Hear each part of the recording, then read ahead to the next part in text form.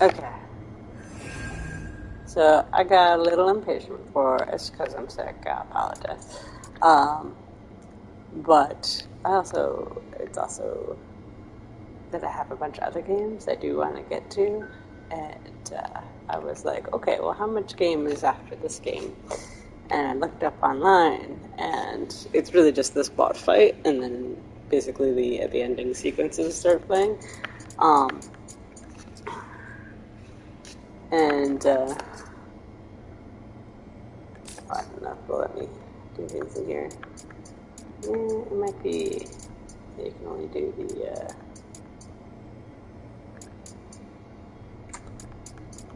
I was going to show you something in the archives, but in the theater mode.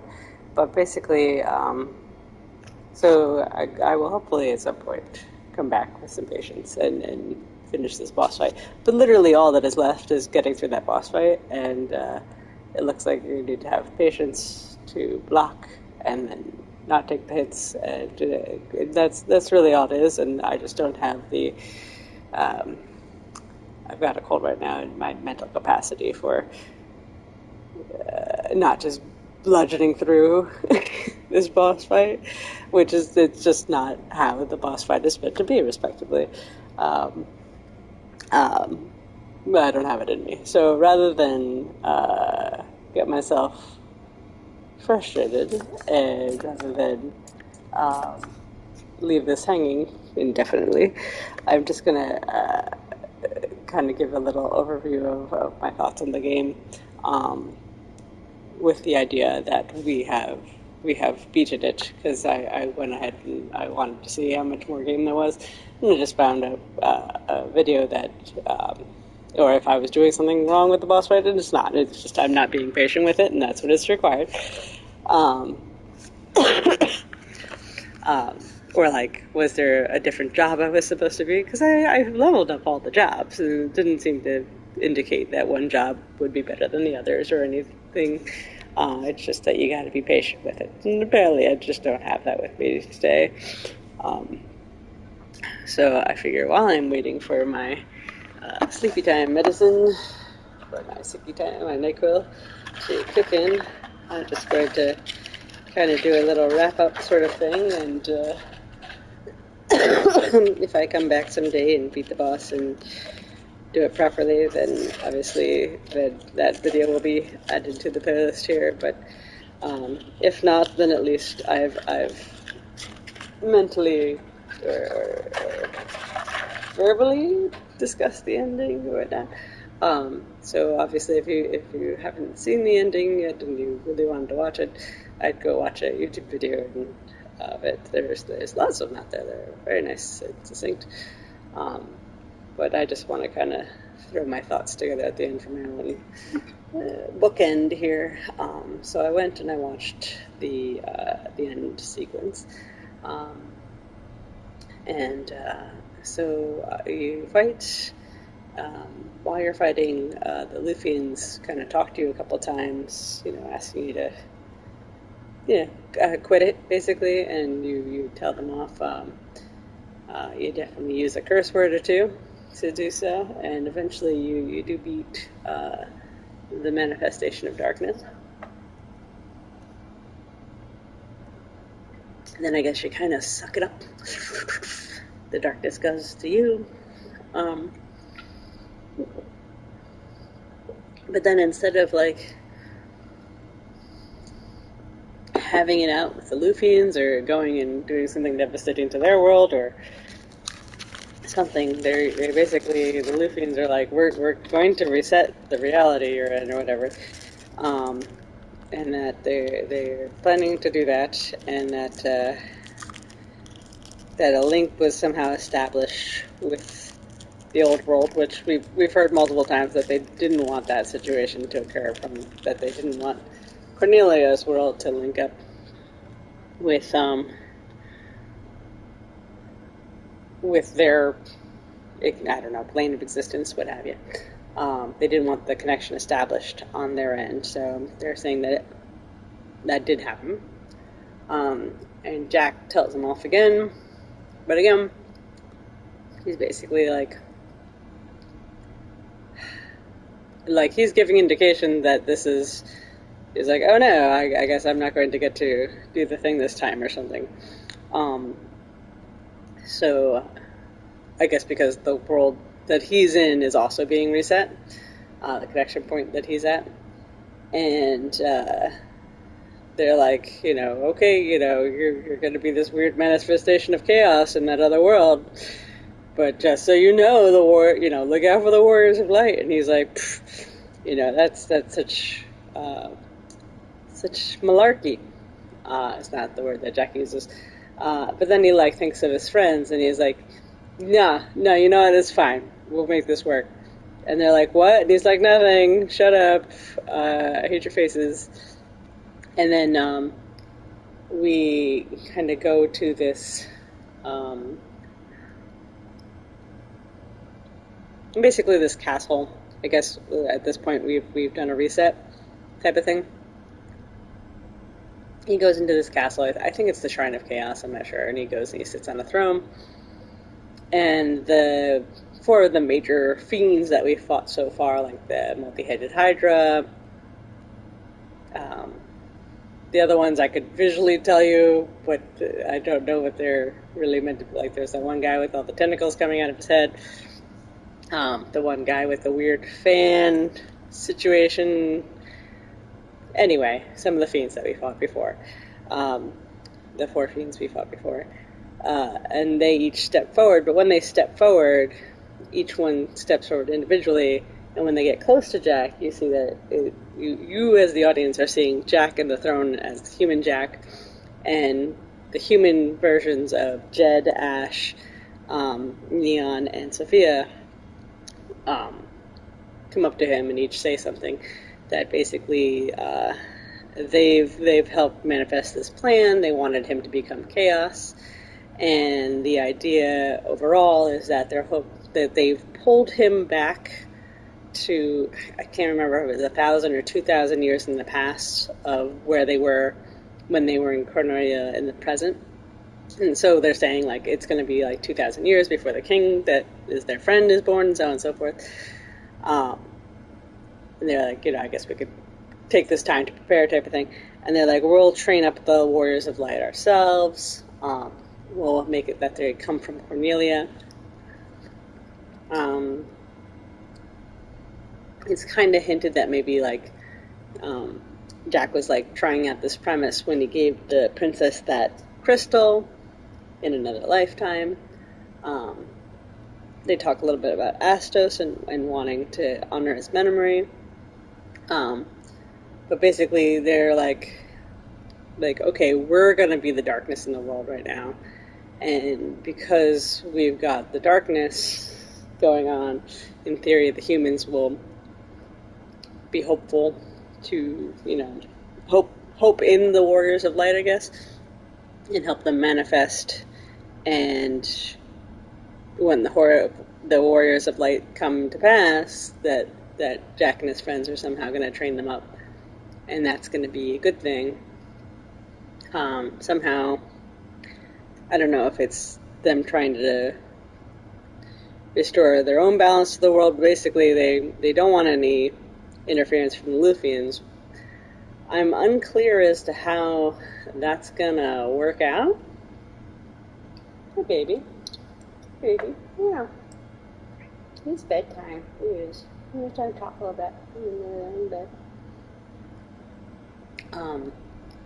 Because it's not really, they don't really specify, like, Jack's initial plan seemed to be that, like, he's like, I'm going to become Chaos, and I'm going to go to Luthianville and raise some chaos. And now they're in their own world, which has been reset. But it's not quite clear how they're gonna make what they wanted come to pass. But then, like, what they wanted exactly was never super clear, right? Like, they really didn't like what was happening, so I guess they're just trying to change things. And what they've got going on, that, I mean, it's definitely changing from how things occurred previously. So there's that.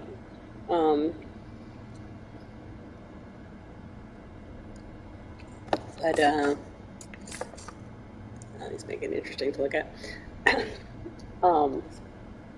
So there's also some memory sequences too where Jack remembers the princess and them kind of having a cute little back and forth where he's like,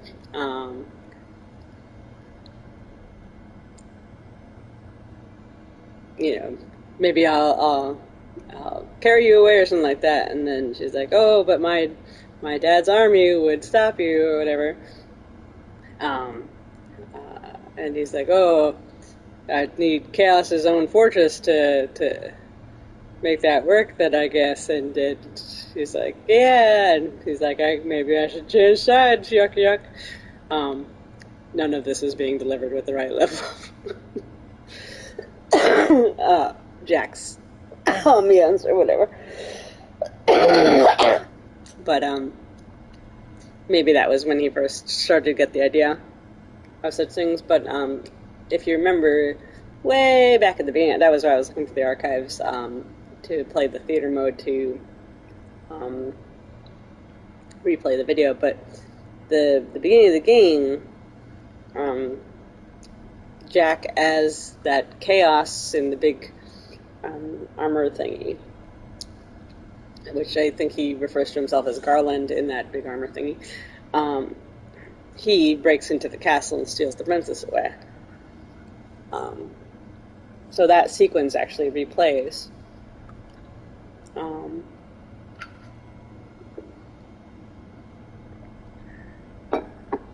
And then we kind of, I don't know, we kind of go off, we're done type of thing. So as I understand, there's a couple after game DLCs for this. There's a different future. There's Dragons of something, Herald of the Dragons or something like that, and something else, which I haven't played. I don't know if I intend to play them, but in those sequences, like I've seen the trailers for them. In those sequences, so like when you see the characters in there, you sometimes see Jack and his squad, but sometimes you see other people with like fancier hair, let's say. And I think those are meant to be the four warriors of light in this reset world that have been, brought up and trained or whatever. They're probably playing out the sequence of events that Jack and his friends have planned, and whatever their intentions are. And at some point, it looks like you do have a little more interaction with the Lufarians. I think the Emperor is in one of them.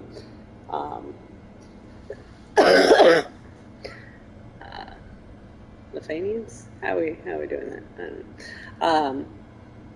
So either way, it looks like there was a little more story in there, a little more wrap up maybe, which I do like when they do that. But I also like it when it's like the main game. As long as the main game on its own is a complete story, I'm happy. If you have a DLC that changes the ending or adds to the game in some way, that makes me happy. If there's no finishing the game without the DLC, that's disappointing. But I feel like we've kind of, like, this game kind of ends on a reset of the world, which itself is an ending and a beginning. So I feel like I could be satisfied with that ending, but if we looked at the whole game, it's been a little bit of a wild ride of what the heck is going on here. Perhaps even more so than most Final Fantasy games that I've played. I don't know, again, I've never played the first one all the way through, so I don't know how much of this is taken from the first game versus inspired by the first game and doing its own thing. So, if you've played through the first one, maybe it's a very different experience. I mean, I would have to imagine it's a very different experience to have it compared to, when I was playing Final Fantasy VII Remake, having played the original and then playing a remake, which is different than a reimagining. but even like even the Final Fantasy VII, I feel is more in some ways a reimagining than it just a flat out remake. It's almost like Final Fantasy VII is trying to remake itself in its own universe, like it's aware of what happened and trying to change that future somehow. But anyway, I'm not gonna go in depth on Final Fantasy here, but Final Fantasy VII. But this game, I like it. I don't hate it. I don't think that I love it, but I did like it. I did enjoy it. I really enjoyed playing through it. Like, so I feel like a lot of Final Fantasy games, like if the gameplay is good, if the ending at the end kind of is a little wild and loose, that's just kind of a Final Fantasy thing, right? Like sometimes you're fighting a guy and then he turns into a battle mech and you're like, I'm not sure how we got here, but here we are. And that's something you just kind of, you take hand in hand with the enjoyment of a Final Fantasy series. So I can't say that I'm like disappointed with the end. Like I don't know what I would have wanted instead. So it's not even like I'm like, oh, this didn't meet my expectations of what I would have dreamt the ending of this to be. Like, I'm glad my friends aren't truly gone, because like having to fight and kill them, like I had the mic off for most of it, but that was hard. I didn't want to do it, but obviously there was nothing to it except for doing it to get to the next part of the game. But obviously in the after fight or whatever, you realize there was basically this weird plan all along to be the monsters of this world or something, to change its fate somehow. So I don't know. I liked Astos. I really liked Astos. I thought Astos was an interesting character. He keeps reminding me very much of like Garrick from Deep Space Nine, of that character. So am I shady, or am I doing what I need to do because I'm doing this for you guys, type of thing?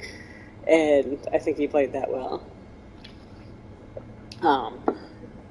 I feel like the thing I missed the very most about this game was that there was not the ability to really run around on a world map. And it's not like it needed it. This is a nice, compact game. Like, it's really, hit to hit to hit.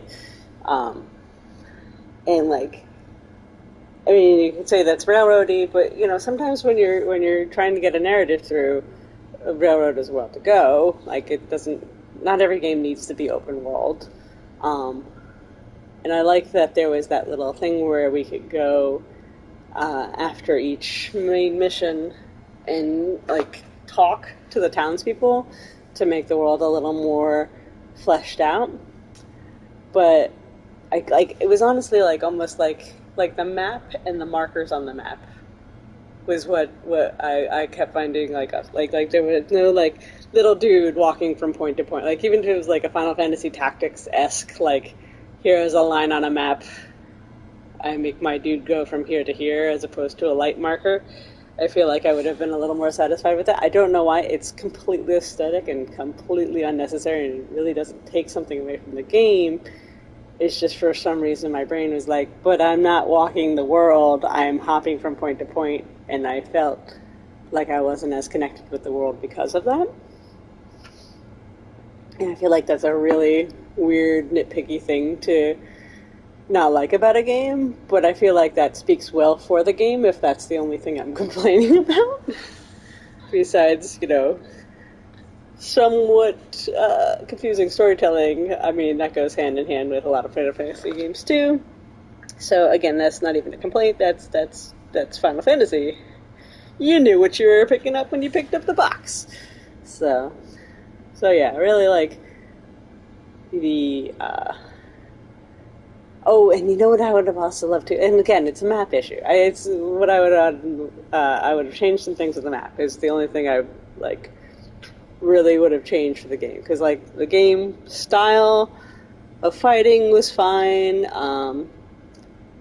Like, there's even, like, two options to block, which is why I'm having so much trouble blocking. Like, I don't like to block at all. I know that's stupid.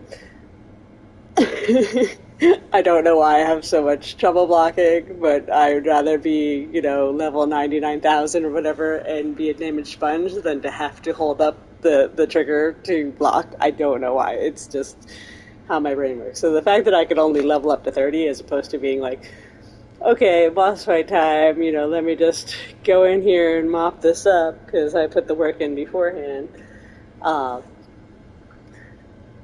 Like, that's so, it's such a silly thing to be like, no, blocking is hard.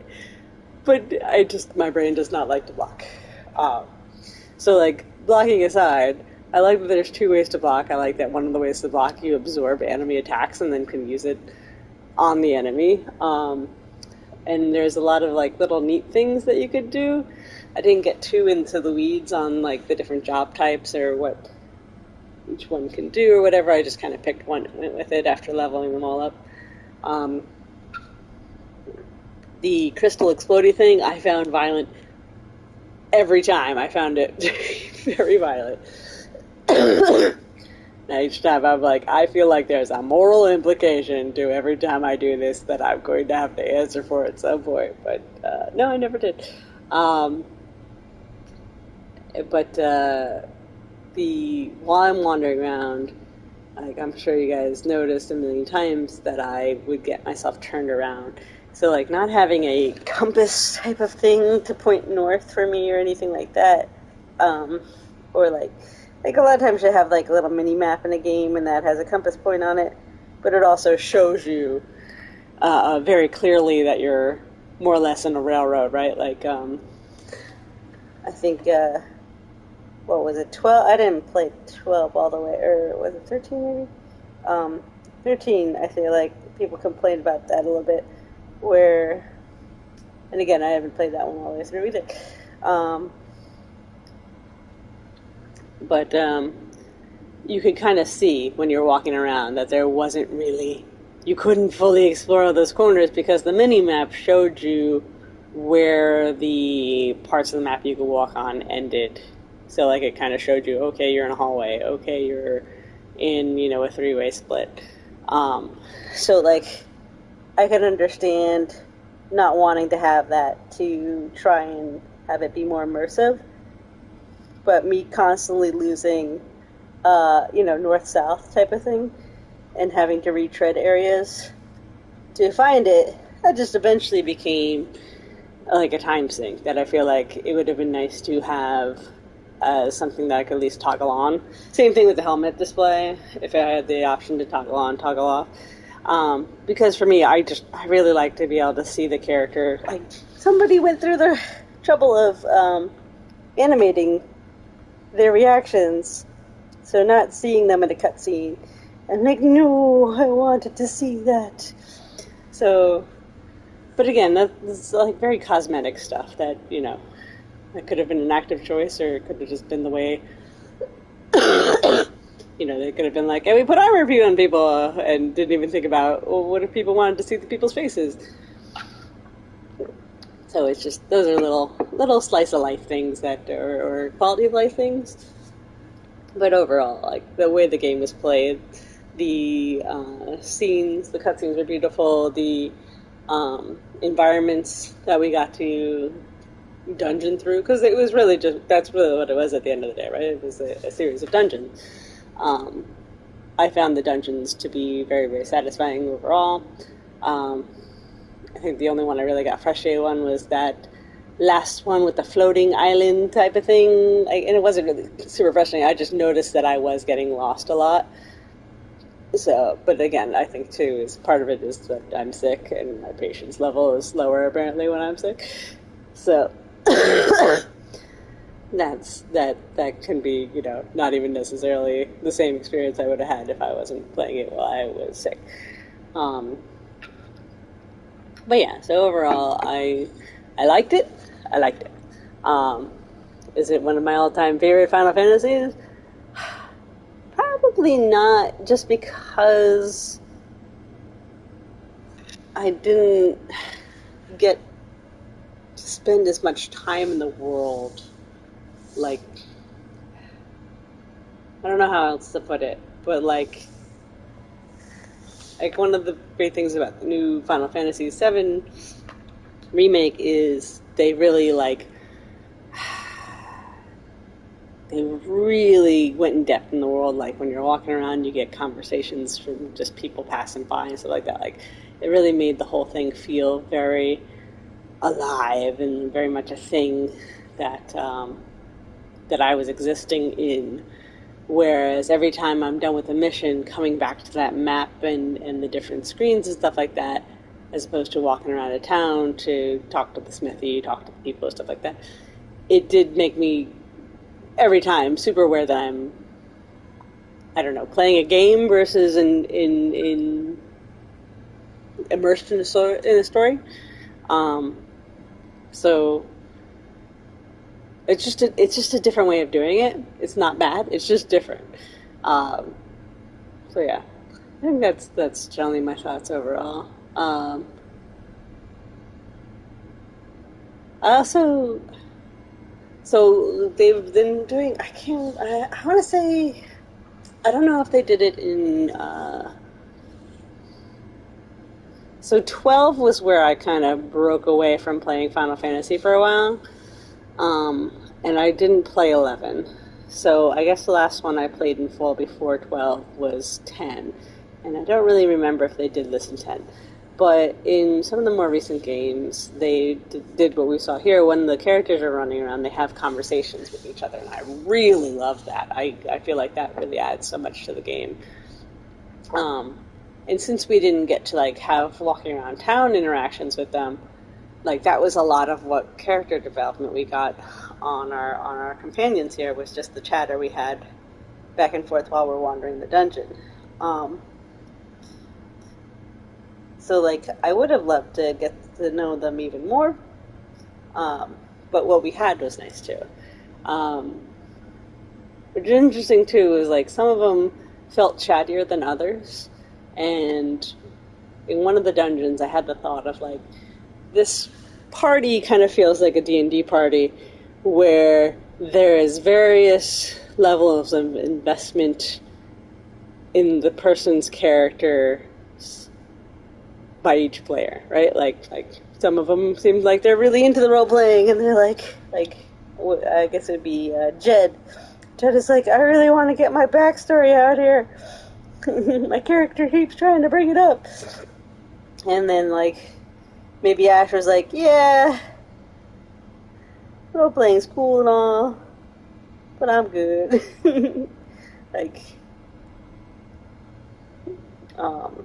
And then the girl characters kind of were somewhere in the middle. I feel like Sophie was really, really killing it most of the time, and Neon more it was I feel like she wanted to play, but she didn't have much to say. If that makes sense. I think she's new at playing D&D or something. Who knows? But I like that feature, and I hope they keep doing that, because I feel like that really makes the characters come alive. I feel like Jack was I don't want to RP. I just want to smash the the monsters. I feel like that kind of tracks for Jack. Yeah. So yeah, I think I'm going to leave it here for the foreseeable future. If I come back and finish it sometime, or get the DLC, groovy. If not, this might be where I leave it off, just because that literally all I have to do is spend the next 15-20 minutes bashing and not taking damage from Darkness Manifest there to watch the end credits, and there are people that have done that, and I might leave that to their hands, just because I want to. There's a bunch of other games that I want to get started on, and yeah, I might just do that. So hopefully that doesn't horribly disappoint anyone, but yeah, by all means let me recommend somebody else's video for the last bit of this, because then it's literally all that's left. And I want to play other games, and I feel like I have completed here, and I'm good with it. So, thank you very much for watching this one, and see you next time.